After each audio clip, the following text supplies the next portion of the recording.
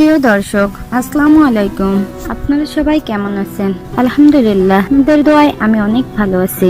যখন রোজা রাখেন তখন কি ঘটে আপনার শরীরে? প্রতি বছর কোটি কোটি মুসলমান রোজা রাখেন সূর্যোদয় হতে সূর্যাস্ত পর্যন্ত, পানাহারে বিরত থেকে। গত কয়েক বছর ধরে উত্তর গোলার্ধের দেশগুলোতে রোজা পড়েছে গ্রীষ্মকালে, ফলে এসব দেশের মুসলিমদের রোজা রাখতে হচ্ছে গরমের মধ্যে অনেক দীর্ঘ সময় ধরে। যেমন ধরা যাক নরওয়ের কথা, সেখানে এবছর মুসলিমদের প্রায় 20 ঘন্টা সময় ধরে রোজা রাখতে হবে। কিন্তু মুসলিমরা যে 1 মাস ধরে রোজা রাখেন, সেটা তাদের শরীরে কি প্রভাব ফেলে? প্রথম কয়েকদিন সবচেয়ে কষ্টকর, শেষবার খাবার খাওয়ার পর 8 ঘন্টা পার না হওয়া পর্যন্ত কিন্তু মানুষের শরীরে সেই অর্থে উপোস বা রোজার প্রভাব পড়ে না। আমরা যে খাবার খাই পাকস্থলীতে তা পুরোপুরি হজম হতে এবং এর পুষ্টি শোষণ করতে অন্তত 8 ঘন্টা সময় নেয় শরীর। যখন এই খাদ্য পুরোপুরি হজম হয়ে যায়, তখন আমাদের শরীরে যকৃত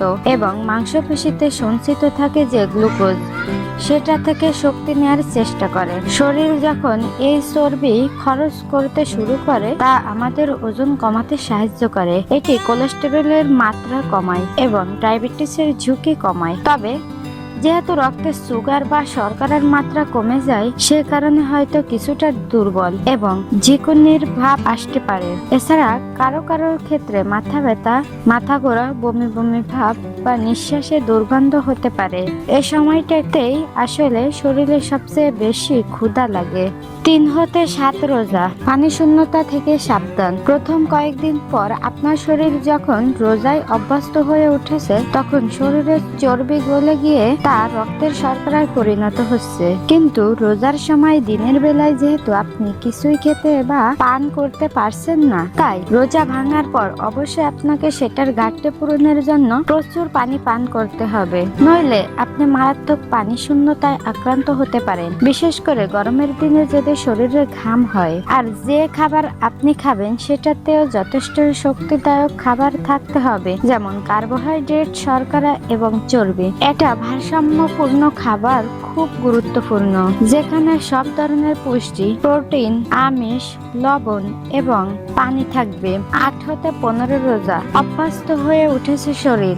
এই পর্যায়ে এসে আপনি নিশ্চয়ই অনুভব করতে পারছেন যে আপনার শরীর, মন ভালো লাগছে, কারণ রোজার সঙ্গে আপনার শরীর মানিয়ে নিতে শুরু করছে। ক্যামব্রিজের এডেন ব্রুকস হসপিটালের অ্যানেস্থেসিয়া অ্যান্ড ইনটেনসিভ কেয়ার মেডিসিনের কনসালটেন্ট ডাক্তার রাজিম মাহরুফ বলেছেন, এর অন্যান্য সুফলও আছে। সাধারণত দৈনন্দিন জীবনে আমরা অনেক বেশি ক্যালোরিযুক্ত খাবার খাই এবং এর ফলে আমাদের শরীর অন্য অনেক কাজ ঠিক মতো করতে পারে না। যেমন ধরুন, শরীর নিজেই নিজেকে সারিয়ে তুলতে পারে, কিন্তু রোজার সময় যেহেতু আমরা উপোস থাকছি, তাই শরীর তখন অন্যান্য কাজের দিকে মনোযোগ দিতে পারে। কাজেই রোজা কিন্তু শরীরের জন্য বেশ উপকারী।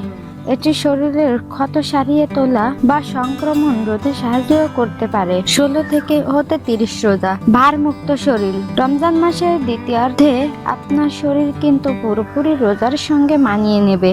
আপনার শরীরে পাচকতন্ত্র, যকৃত, কিডনি, দেহত্বক এবং এক ধরনের পরিবর্তনের ভেতর দিয়ে যাবে, যেখান থেকে সব দূষিত বস্তু বেরিয়ে আপনার শরীর যেন শুদ্ধ হয়ে উঠবে। এ সময় আপনার শরীরে অঙ্গ প্রত্যঙ্গ তাদের পূর্ণ কর্মক্ষমতায় ফিরে পাবে। আপনার স্মৃতি এবং মনোযোগের উন্নতি হবে এবং আপনি যেন শরীরে অনেক শক্তি পাবেন, বলছেন ডাক্তার মাহরুফ। শরীরে শক্তি যোগানোর জন্য আপনার আমিষের উপর নির্ভরশীল হওয়া ঠিক হবে না। যখন আপনার শরীর ক্ষুধার্ত থাকছে, তখন এটি শক্তির জন্য দেহের মাংসপেশিকে ব্যবহার করেছে এবং এটি ঘটে যখন একটানা বহুদিন বা কয়েক সপ্তাহ ধরে আপনি উপোস থাকছেন বা রোজা রাখছেন।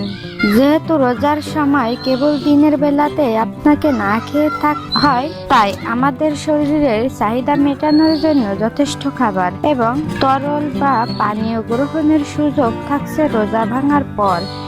এটি আমাদের মাংসপেশিকে রক্ষা করতে এবং একই সঙ্গে আমাদের আবার ওজন কমাতে সাহায্য করছে।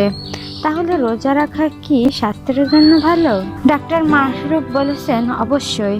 তবে একটা ব্যাপার আছে, রোজা রাখা শরীরের জন্য ভালো, কারণ আমরা কি খাই এবং কখন খাই সেটার উপর আমাদের মনোযোগ দিতে সাহায্য করে। কিন্তু 1 মাসের রোজা রাখা হয়তো ভালো, কিন্তু একটানা রোজা রেখে যাওয়ার পরামর্শ দেয়া যাবে না। শরীরের ওজন কমানোর জন্য একটানা রোজা রাখা কোনো উপায় হতে পারে না, কারণ একটা সময় আপনার শরীরে চর্বি গলিয়ে তা শক্তিতে পরিণত করার কাজ বন্ধ করে দেবে। তখন এটি শক্তির জন্য নির্ভর করবে মাংসপেশির ওপর। এটা স্বাস্থ্যের জন্য ভালো নয়, কারণ আপনার শরীরে তখন ক্ষুধায় ভুগবে।